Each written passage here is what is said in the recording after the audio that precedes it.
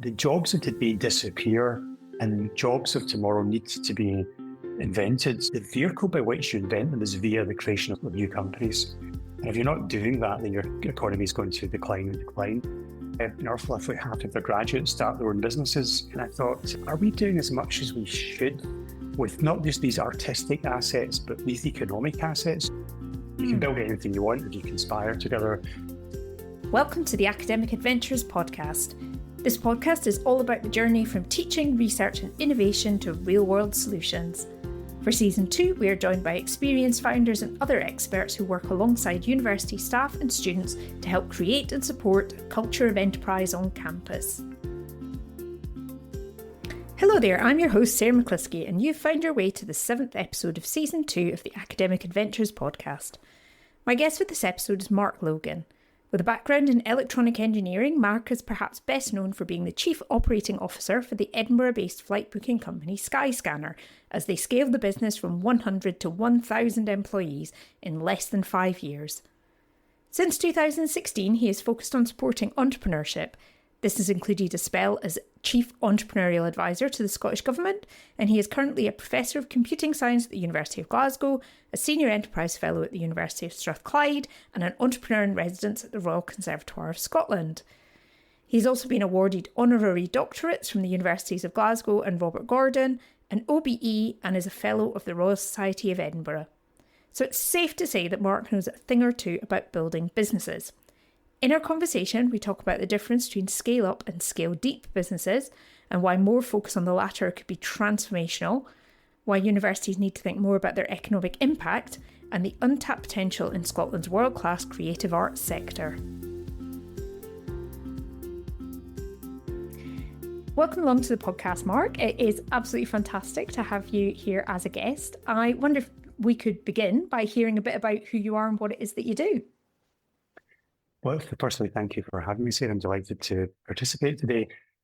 So my name is Mark Logan. I guess my history is I've spent many years working in the startup and scale-up aspects. The tech sector, for example, I was the COO in Skyscanner during its high growth years, where I was leading the general management of the business. Since then, I've sort of built a portfolio of activities based on trying to help entrepreneurship flourish in Scotland, ranging from teaching the subject at Glasgow University through to working with a lot of startups and more recently universities outside Glasgow to just stimulate the entrepreneurial scene or make my contribution to doing that. So that's me.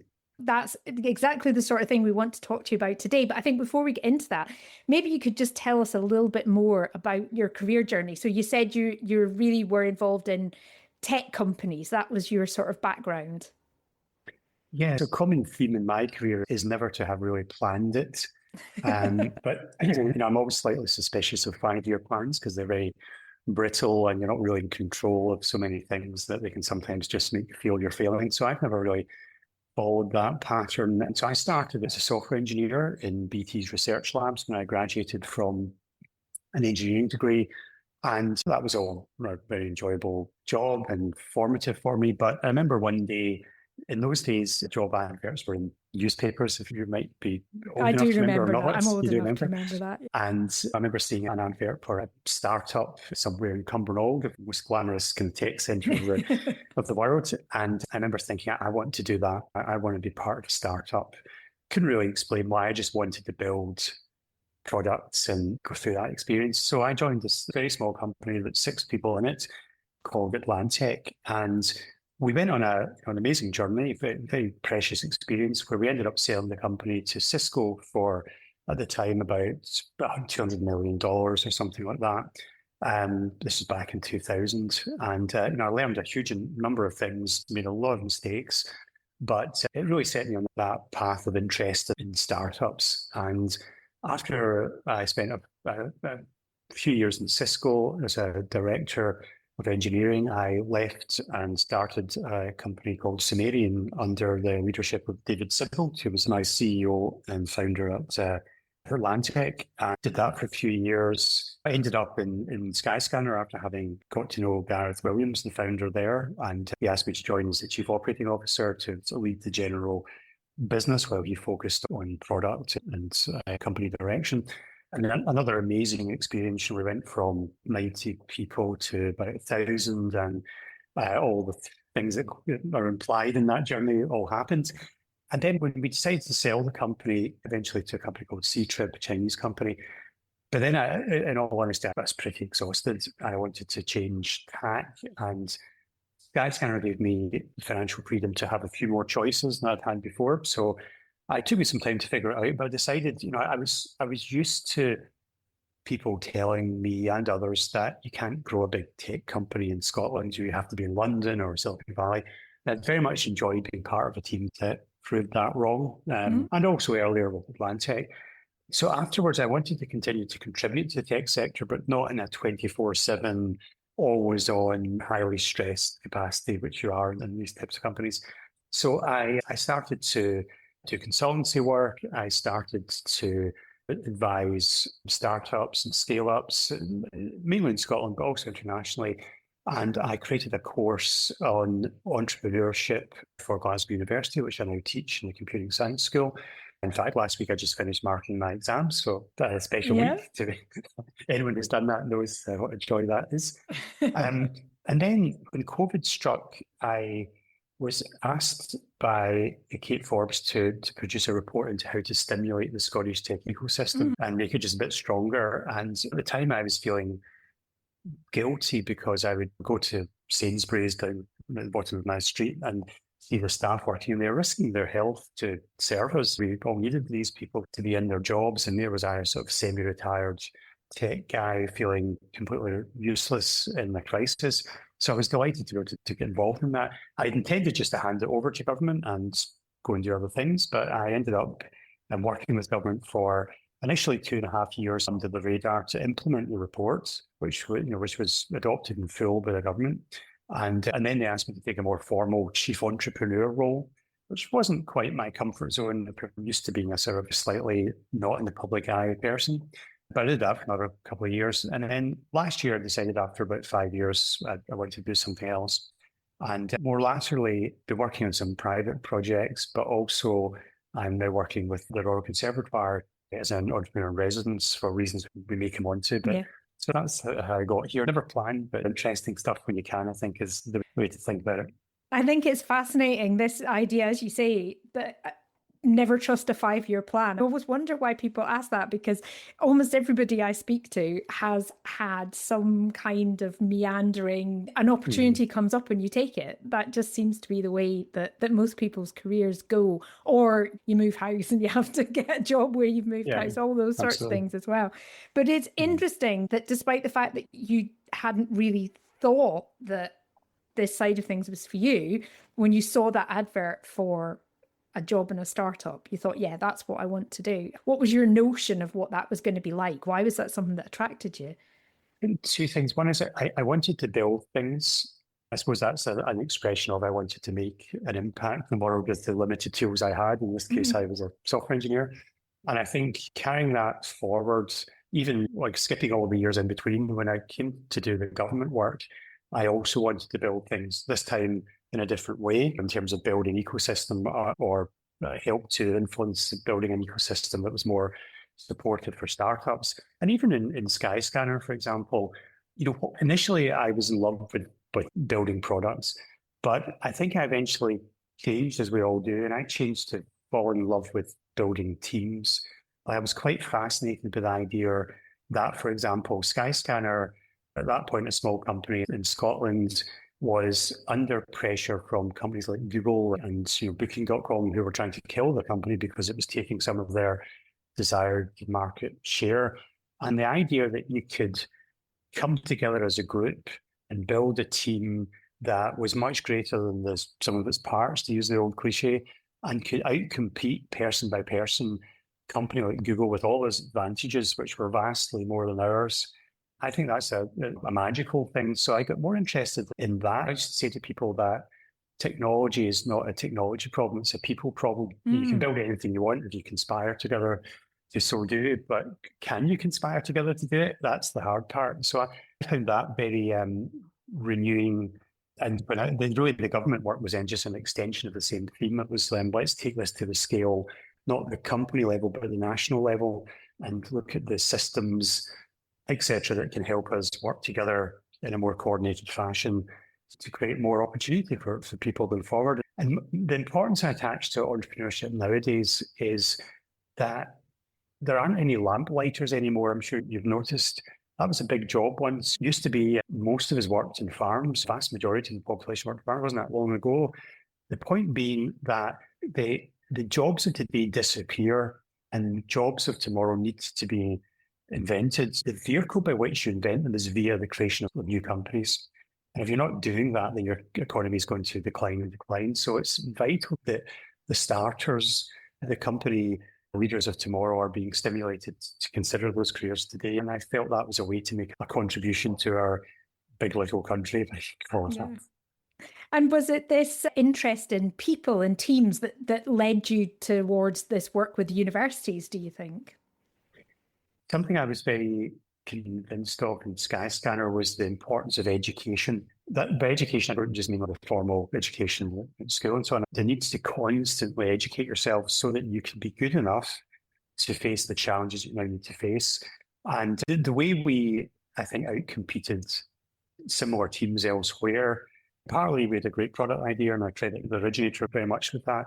But in terms of the team performance, when it ended up all the flight search products in the world were kind of similar. It was how you took it to market, how you dealt with setbacks, how you adapted to new technologies, and so on.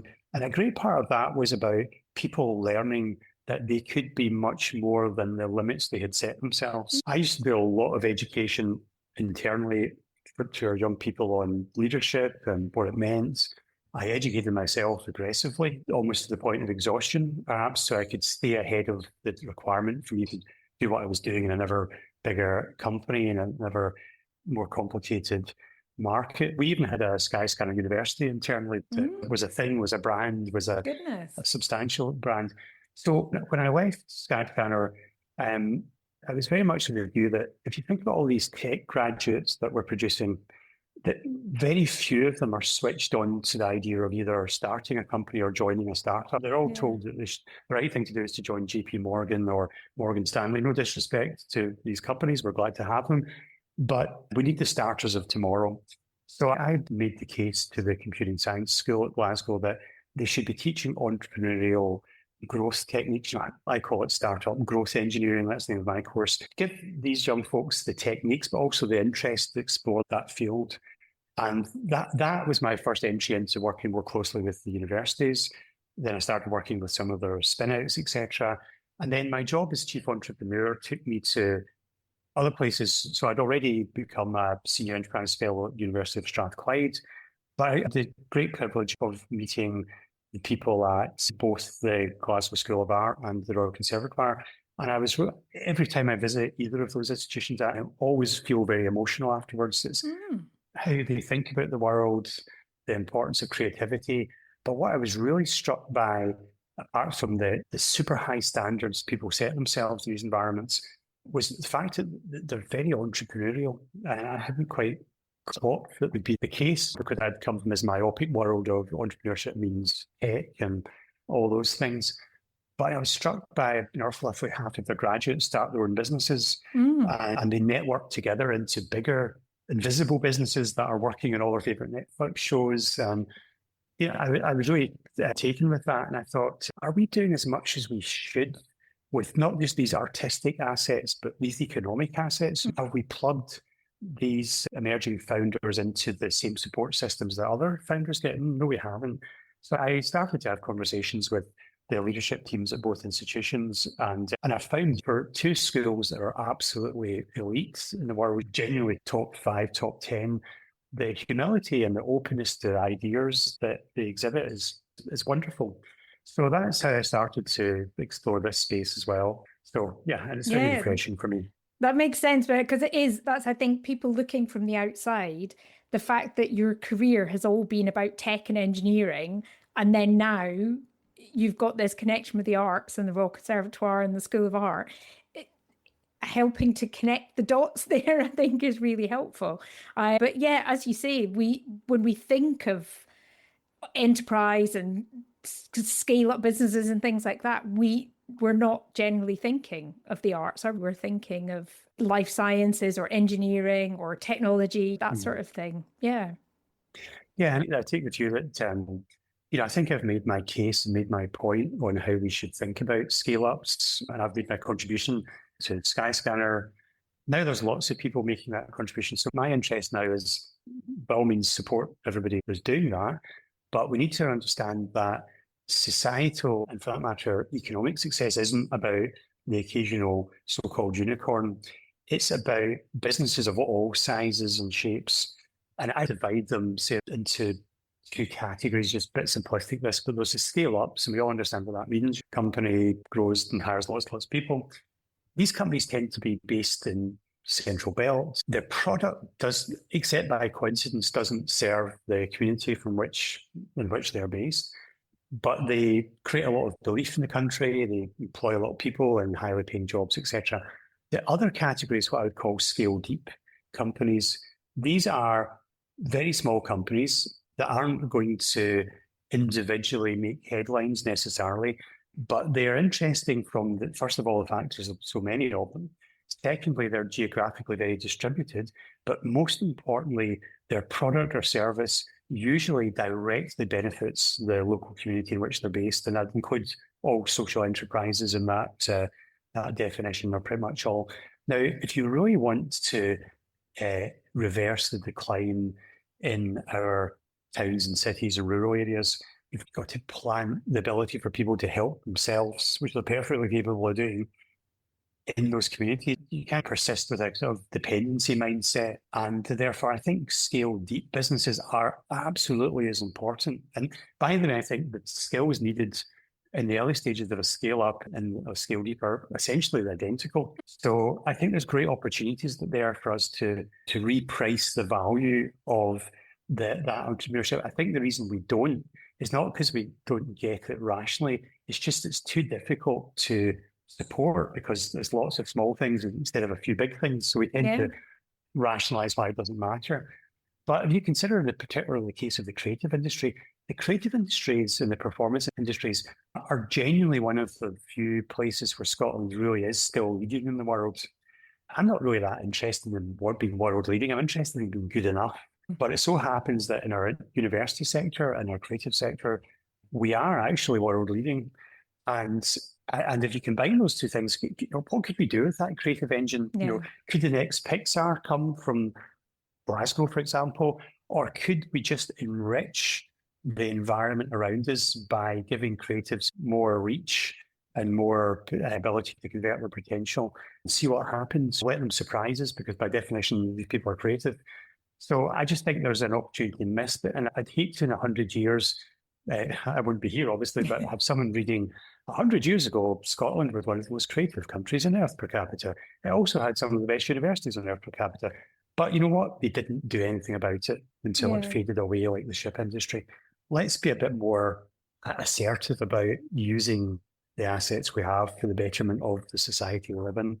Yeah, I think that is such a fantastic way, such an interesting way of thinking of it, this difference between scale up and scale deep. And yeah, you're right. These small companies, maybe one person, maybe just a handful of people, but they are serving their local communities rather than serving the world. And yet what an impact that could make on that level. So saying then, you feel like there's this opportunity there for these universities, these creative minded people to be making a bigger difference. What might that look like? What sorts of things can you envisage that might help? So I think when it comes to the question of supporting any form of entrepreneurship, I think you always then come down to three categories, and how you configure these categories will vary depending on the type of entrepreneurship. But one of those is equipping people with the skills to be entrepreneurs. And I think there's some obvious implications of that in terms of how we teach students, and do we spend the time to teach students about that? And when they leave university, do we continue that education? So, like, for example, we have done that tech industry with TechScaler, which is a national network of incubation centres where educating founders in the playbook of building a company and growing a market is very much a part of it. So there's education, that's the first part. The second part is infrastructure. So do people have places to nurture their companies in? Do they have the social infrastructure and the networks of other founders, people to learn from, the mentorship networks? These things can happen by themselves, but they can be accelerated and stimulated. What are we doing there? And then thirdly, of course, there's the question of investment. Now, investment comes to entrepreneurs when you've figured out the first two. People don't put money into a barren environment. You can see the potential and money starts to flow, but you can feed investments into some of these areas just to help stimulate the ecosystem. You're not investing per se in one company, you're investing in the ecosystem, maybe via companies, maybe via organizations that help the ecosystem. But those three categories of education, infrastructure, and investment, we need to have, for the creative sector, a narrative, a position in each of those. Now, if you look at the tech sector by way of contrast, we do have a very strong position in each of those things. There's a lot going on there. So my ask is, I haven't figured out all the details yet, but let's have an answer in each of these categories. I'll give you one example in the infrastructure category because it's more easier to visualize infrastructure. We can touch it and see it to some extent. The institutions I mentioned earlier, the Royal Conservatoire of Scotland and the Glasgow School of Art, they're joined in the same geographic area by the Scottish National Orchestra, which does lots of film scores for Hollywood movies. We've got the Royal Opera, we've got Scottish National Ballet. Just the other end of Tuffee Hall Street, then not far from there, we've got the fantastic studios at Kelvin Grove. So configured on or around Tuffee Hall Street, we've got some of the finest assets that any creative cluster or performance cluster could wish to have. But it doesn't feel like that when you walk along Tuffee Hall Street as we pass by empty shop front after empty shop front after empty shop front. And the answer can't just be, let's create student accommodation over the next 15 years. We should use some of those empty spaces to create performance studios, to create craft studios where emerging creatives from the two institutions I mentioned can set up shop and work with each other and sell their wares and so on and so forth. A small step like that gives an off-ramp for these people to stay in the city and to perfect their art and to create a sense of community from which other things will then flow. So that's just one example. I'd love to see that people take the risk in Glasgow City Council or Scottish Enterprise, Scottish Government, wherever they may be located, to just cut through all the excuses as why we shouldn't do things like that and just do it and see what happens. Plant some seeds and see what happens. So that's one small example. We really need a deeper sort of narrative and strategy in each of those categories for how we're going to develop this ecosystem as we have elsewhere. And I think we'll be surprised at the benefits. And one other thing we shouldn't forget, one of the most valuable industries on earth right now is the computer games industry. What is the computer games industry? It's 70% creatives and performers and 30% engineers. We have a pretty interesting game sector in Scotland. We've got a world-class creative and performance sector, and we've got a very strong tech sector. Why on earth aren't we colliding these things? What would come from that? So these are the opportunities, and I think via those three categories of education, infrastructure, and investment, we can explore that space, and I vote that we do. It does sound like a fantastic vision. Yeah, I can imagine all of those things coming together in really interesting ways. I know one of the other things that you're really interested in is universities taking perhaps more seriously their economic impact in their local area. Can you tell us a bit more about that? Yes, certainly. My sort of institution, if you like, is University of Glasgow. Now, about 100 years or 150 years ago, the best example of a university on earth combining research, teaching, and industrial engagement was University of Glasgow. The Industrial Revolution was let's say modestly, highly accelerated by that institution with James Watt and James Clerk Maxwell and before that Adam Smith. I mean, these people were seamlessly engaged in industry just as they were engaged in research. Now, wind forward many years, we have a tendency in society to erect barriers and taxonomies of skills. So universities, not in all cases by any means, but tended to fall into this idea that it was sufficient to be good at research and maybe good at teaching, although that seems to be optional sometimes. And industry, did that really matter? But not really. Now, if you look at the modern equivalent of the University of Glasgow all those years ago, it's like MIT, it's Stanford. These universities, which are now coincidentally regarded as the best in the world, very much, and Oxford also and Cambridge, very much see this as a triangle: teaching, research, and industry engagement. And one of the most important expressions of that engagement for universities should be entrepreneurial stimulation. Why is that? Because the universities have a privileged position where they stand at the intersection of cutting edge research, lots of bright minds with time to look at that, lots of young industrialists moving through the system, and a bird's eye view as to what the society needs. Now, if you cut off one of those parts, if you say we're not really an entrepreneurial university, we do research and teaching, I think you're reducing all of those factors. How can you be a world-class teaching institution if you don't know what industry needs from your graduates, for example?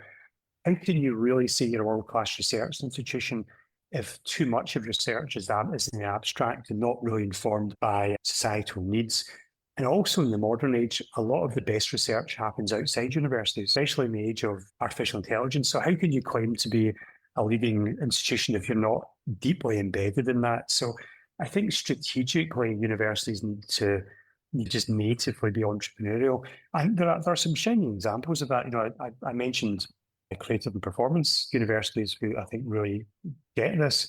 Strathclyde University is another great example where Sir Jim MacDonald some years ago decided that he would differentiate this institution by its entrepreneurial endeavour. And in the most recent version of their strategy for entrepreneurship, they're emphasising that entrepreneurship isn't about entrepreneurs starting companies. It's about people who are trying to change things. And that can be in social entrepreneurship, it can be in charities, it can be anywhere in society. Secondly, they want to take their entrepreneurial engine, because they're very good at stimulating new spin-outs, take it outside the walls of the institution into the community. And that's a great expression of, I think, what all universities should be looking to do. And I know that this is perhaps the most difficult time for universities in many years. We should never use that as an excuse for bad strategy. We should still find a way. So that's my opinion. Other opinions are available, as they say, but that's mine. Yeah, I think often these times of crisis, though, are the times when you do need that vision. And it is that opportunity to make a change, isn't it? And to say, yeah, this is where we're going to plant our flag. This is what we're about. What makes us different? What makes us special? I think that can be a really powerful thing, even in, as you say, difficult times. Yeah, I think there's anybody in a leadership position in our institutions has a very difficult job. So let's not pretend otherwise and have to balance many considerations. I think something to be really alert to is, I don't know any company on earth that hasn't had to reinvent itself if it's been around for more than a few years. And to do that, it has to try to figure out what next looks like, and it has to lay the foundations now for that. The companies that fail in these times of change tend to cling on to what used to work, even as it becomes more fragile. Now, let's translate that into the university sector. It's very tempting to say the bulk of our income needs to come from, for example, Chinese students or foreign students from countries that have got enough population to send lots of them to Scotland. And you can protect your position by doubling down on that, but you're in a brittle and fragile position. You know, the world is an unstable place. The economies of major countries are insecure, et cetera, et cetera. So I think you need to be saying, what does a university of the future look like? And it probably needs to find, even if it's small initially, like major revenue streams. It used to be all in government, so hence that was a source in the earlier days of universities. It's now all in foreign student fees, but there's a lot of it in industry, and we've just got to find a way to make that a bigger contribution, or we may find that the recent sort of travails and wobbles of our university sector become catastrophic. it's a fragile time, but it's fragile out there. People tend to retreat, but I think you've got to fight that. You've got to be saying, what else can we develop from the vast potential we have as an institution to secure the institution's earnings into the future? Yeah. Oh, well, watch this space. We shall see where things go as we move on. Speaking of moving on, we should think about wrapping up our conversation. If people want to get in touch with you, find out more about the work that you do, whereabouts would be a good place to find you? Probably the easiest way to do that, in terms of the easiest email address to remember, is perhaps my university address, mark.logan@glasgow.ac.uk. That would work. Also, LinkedIn is a good way to find me as well. And either of those two, I'm out there somewhere. You will find me. Track you down. Well, we'll get those links as well and put them in the show notes. So it remains to say thank you so much for taking the time. I feel we could have kept going a lot longer, but thank you for taking the time to come along and tell us all about the work that you do. Thank you, Sarah. If you've been inspired by this podcast, head over to our LinkedIn page and tell us about your biggest takeaways. You'll find a link in the show notes, or just search for the Academic Adventures podcast. This podcast is a collaboration between the University of the West of Scotland, Converge and Sarah McLusky, working in partnership with Ross Tuffee and the Connect Ed Network. The podcast team includes Orla Kelly, Adam Kosterka, Jen Black and me, Sarah McLusky. This season of the Academic Adventures podcast is supported by the Scottish Funding Council.